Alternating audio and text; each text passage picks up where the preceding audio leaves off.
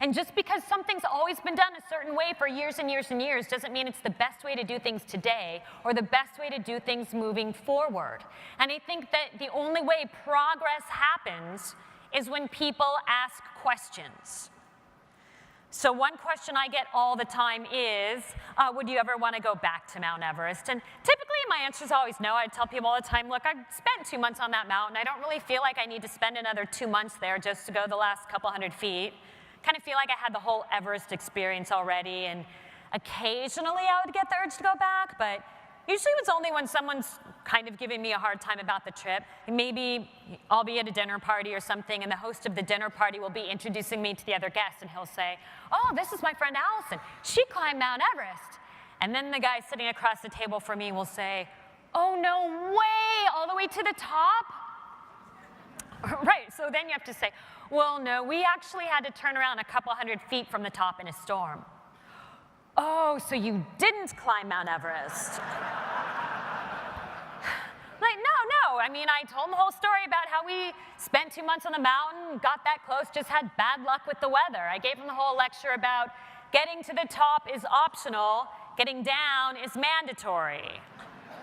And he said, yeah, but if you weren't at the very top, then you didn't climb it. It doesn't count. So I was like, okay, what do you do, tough guy? And he actually worked for Kohl's. And I'm just kidding. I'm just kidding. He worked for JP Morgan. So he said, oh, I work for JP Morgan. And I said, no way, you are the CEO of JP Morgan? And he said, no, I'm not the CEO. I work in fixed income trading. And I said, oh, well then, I guess you don't really work for JP Morgan then, do you? Because if you're not at the very top, then it doesn't count. He's like, oh, that's totally different. I promise you that plenty of better, stronger, more skilled, much more deserving climbers than Alison Levine didn't make it that day for whatever reason. Most of them turned around because of the weather. People that stand up there for a few minutes are no better than the people who turn around just short of the top. Because it's not about spending a couple of minutes up there. It's about the lessons you learn along the way and what you're going to do with that information to be better going forward. The only reason I made it up in 2010 when most people turned back is because I had that failed experience under my belt from 2002. And because of that previous failure, I knew a heck of a lot more about my pain threshold, about my risk tolerance. I knew what it felt like to get the living snot kicked out of me high up on that summit ridge in a storm.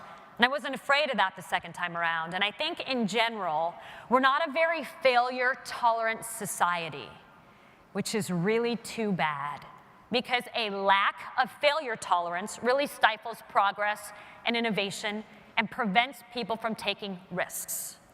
One of the most interesting conversations I ever had about failure was with a guy named Pete Dawkins, General Dawkins. Anyone know the name Pete Dawkins?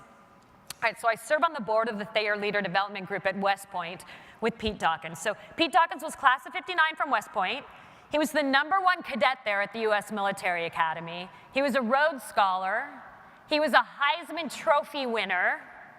And he was the youngest person to ever be promoted to the level of general officer in the Army. He was a general that fought in Vietnam. And I was having this conversation with Pete about failure, and I thought, this feels like weird and awkward, because what does a guy like General Dawkins know about failure?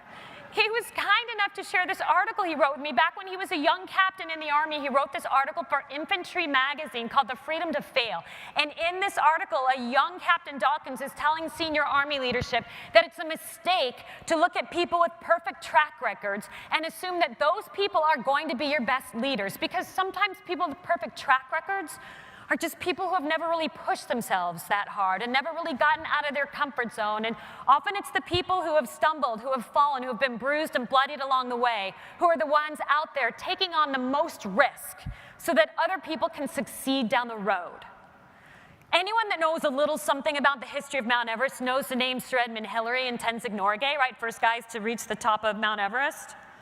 There were dozens of climbers who tried and failed before those guys made it to the top. But they had the benefit of all of the information, right? The 411 from those previous expeditions that helped them achieve their success.